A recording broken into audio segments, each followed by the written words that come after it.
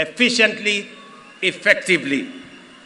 I call upon the Office of the Director of Public Prosecution, the offices of the DCI, and the offices of the IG to work with the judiciary so that the corrupt can be firmly, decisively dealt with in the Republic of Kenya, and the citizens of the Republic can get their due in the expenditure of public resources. I know that of recent, we have seen incidences of our girls, our mothers, our women who have been murdered in cold blood. And let me say this, that the DCI and all the investigative authorities in the Republic of Kenya must stand up to these criminals, and we must deal decisively and firmly. And I want to ask us as a society to be careful with strangers, to be careful with people who lure our girls, our women into situations that compromise their security. But we must be on the lookout, all of us as a nation. This is yet another moment. This is yet another beginning. And I am confident that we are going to take Kenya to the next level. Professor Kindiki, as you and all know, there is much to be done to fulfill our commitments and set our nation on the path to prosperity. I expect you to embark on your duties with dispatch and zeal. I wish you success as you begin your service in the high office you have assumed today. May God bless you. May God bless your family. And may God bless our great republic, the nation of Kenya. Asanteni sana, Mungu wabariki, na tutasonga mbele pamoja. Asanteni. Naomba sote sasa tusimame wima kama ishara ya uzalendo wetu. Tumalizie kwa wimbo wa taifa. Wimbo wa taifa.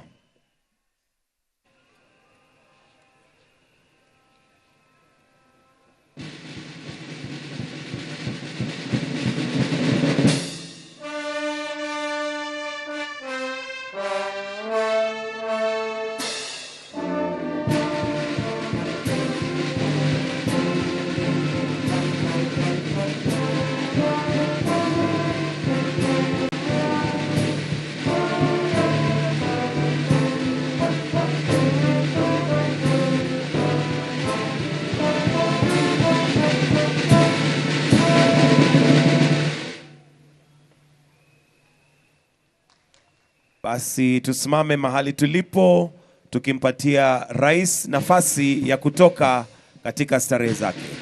Asanteni sana.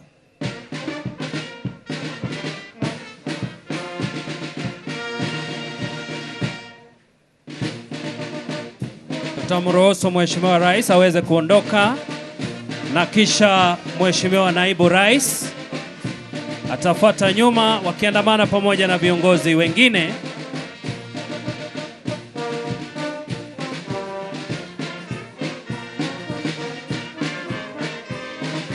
Waruhusu kwanza viongozi wetu waweze kuondoka.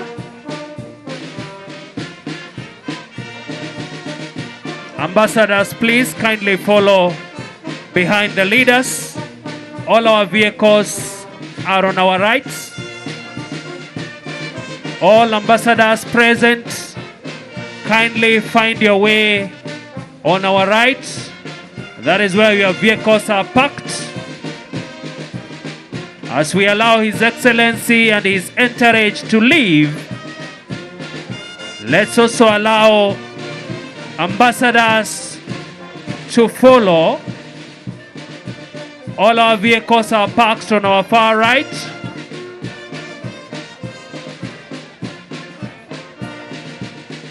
Waruhusu viongozi wetu waweze kuondoka.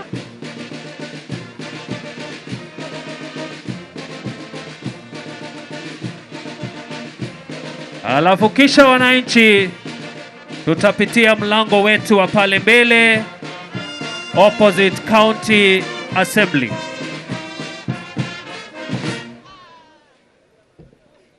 Asanteni sana wananchi, tunapowaruhusu viongozi wetu kuweza kuondoka. Wengine wote tutatumia lango lililo nyuma yetu kando ya ofisi ya gavana tukaweza kuondoka. Tunapowaruhusu wageni wetu kuweza kuondoka. All ambassadors kindly follow on your right. That is where your vehicles are parked towards the next destination. May we allow all ambassadors to please exit through our far right. Your vehicles are parked on that end. All right, 11:54. The function at the KICC is coming to an end. And now we have Deputy President Kithure Kindiki, Professor Abraham Kithure Kindiki, of course, a function that has seen quite a number of people attend a speech by the now Deputy President and also the head of state. Right now, what you're seeing on your screen, of course, people just leaving the venue that has been used to swear in the second in command, who has been sworn in at exactly 10. He took the oath of office at around 10:50, and that was the time that he got sworn in. In under 2 hours, this function is over, and we have a deputy president in the office of the deputy president. Kithure Kindiki has taken the oath of office at this particular moment. Professor Ogolla, let me start with you. Let's start with the speech, with what you got to hear from Kithure Kindiki first.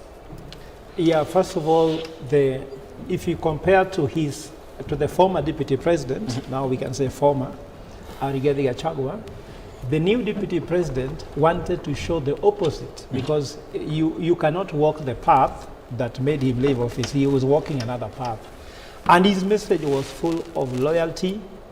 But for me, that didn't move me the most. What moved me, that is a positive thing about the professor, he took time to thank the people he worked with. He took time to be grateful to people he worked with. So Prof, I'll cut you short because I want to cross over to David Kagina, who is at the KICC for an update and the latest as far as this swearing in is concerned. David Kagina, we have a new deputy president at the moment. Kithure Kindiki is the second in command. You've been there witnessing the whole event. Bring us up to speed on the latest. Him achieve the next level in terms of administration and even the government, achieving the government agenda.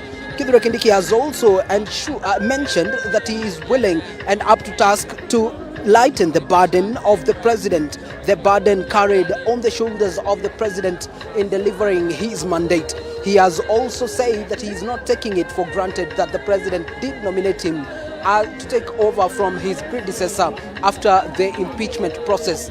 Remember, Kithure Kindiki was one of the highly contesting people for the post of the deputy president and the run-up to the 2022 general election, and therefore 1st of November 2024 marks a dream come true for the 52-year-old law professor.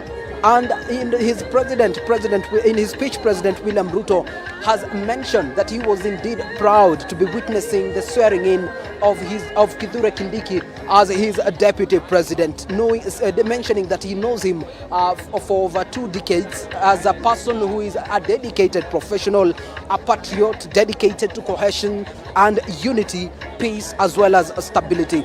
He has also mentioned that he has watched and observed from a distance as Kithure Kindiki demonstrated exceptional dedication.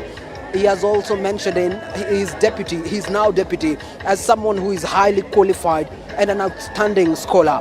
He has also mentioned him as someone who is humble, selfless, and reiterating again on the experience that Kindiki has. He has also mentioned and directed his deputy, like he had just mentioned in his speech, that he indeed ought to serve Kenya as a whole, throwing jabs at the former deputy Rigathi Gachagua, who among other grounds was impeached for sidelining other parts of the country in what was termed as Murima. And the president did not hold back from mentioning that and reiterating over and over again, reminding elected leaders all the way from members of the county assembly to the members of parliament to other leaders within the leadership public service that indeed their role is to serve the public regardless of where they're from. The president was categorically mentioning that they should not be discriminated, whether they come from the sides of the ocean, whether they come from the sides of the lake, or whether they come from the mountain. Remember, Rigathi Gachagua was known for the phrase Murima, which are part of what was presented in Parliament as evidence as to why he ought to be impeached. The president was also adamant to mention that he should, leaders who take on the elective post and also public service, as well as to his deputy Kithure Kindiki, that he is confident that Kithure Kindiki will deliver what he says he has been missing for the last 2 years. The president appeared to be complaining that for the past 2 years he was left to be the solo voice championing for the rights, and not just rights, but also the agenda of his government. And now he says what he has been missing for the 2 years, he is confident that Kithure Kindiki, who he has mentioned also as an eloquent man, will be able to speak into and ensure that they have an extra voice speaking on what the government ought to deliver. Remember, the president has also highlighted the issues of people, the cases of loss of lives that we've been witnessing recently in the country, calling on the DCI to take action and ensure that those culpable are brought to book. The conversations on the course of politics after this day's event will continue to unfold over time, and even as we continue to seek the reactions from the public and the leaders who are present in here.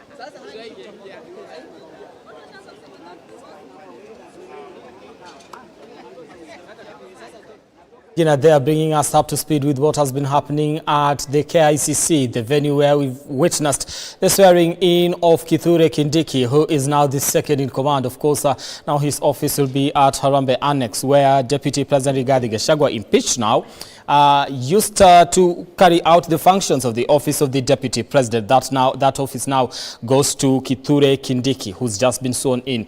Now, he made his way to the KICC at around 9:50.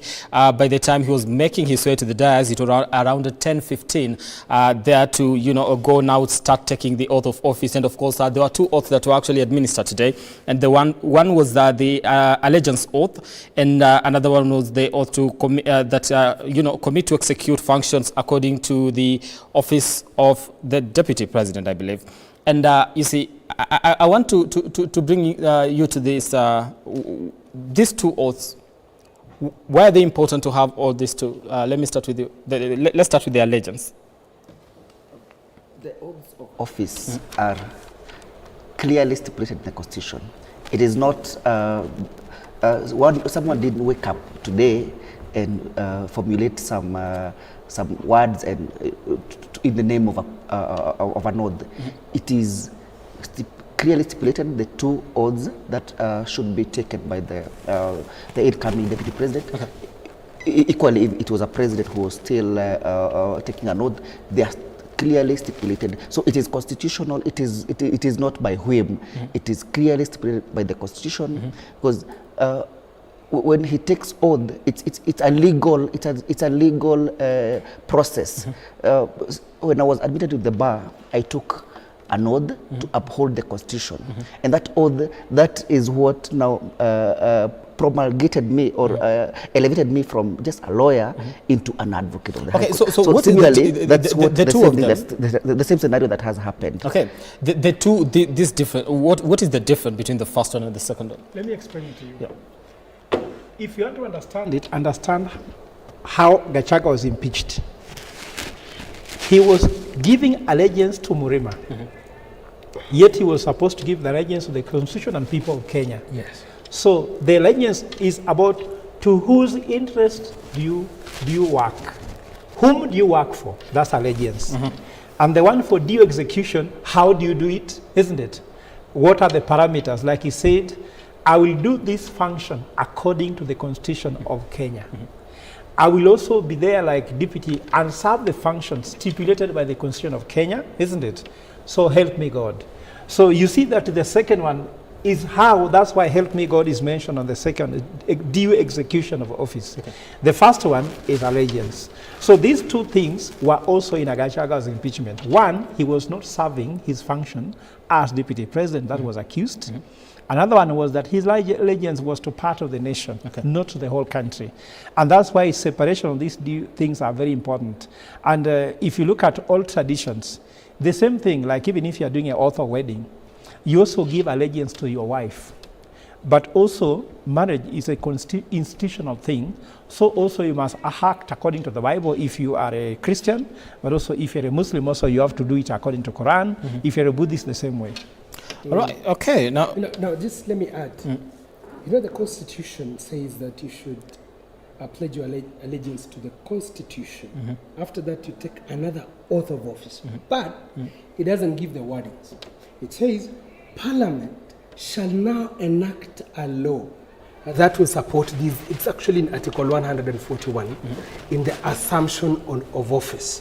That Parliament